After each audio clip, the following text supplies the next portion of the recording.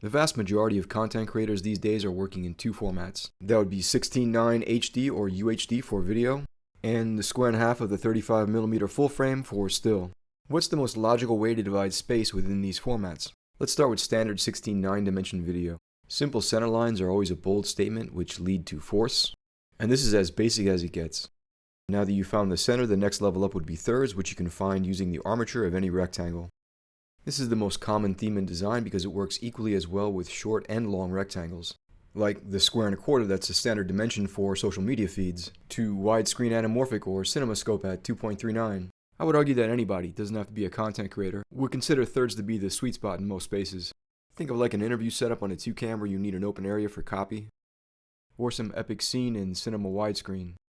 And here's the thing about HD or the UHD space is that it's super close to a root 3 golden rectangle in dimension. And the special properties of the root 3 is that the golden section falls directly on thirds. When two systems align, that just gives you a higher probability of that area being optimal for whatever you want to place there. And the same is true for the 35mm square and a half.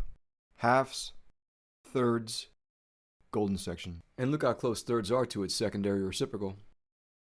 But that's not the example here of two systems aligning. It's not exact. The two systems are simply thirds and the square, which on a square and a half rectangle, of course, is thirds. And while I do like using the section in the 1.5, it's a little bit more advanced, I still prefer the square, because it's both symmetrical and dynamic. And I find these diagonals more interesting because they're less obvious. For example, going back to 16:9, it's really obvious the angle of this procession is based on the rectangle's primary diagonal. Somewhat obvious the mic pole and other elements are based on thirds, and not so obvious that these major diagonals are based on the square. I'm going to throw these grids up on Flickr as PNGs, and if you're a design nerd like me and you're bored and you want something to play with, you can download them.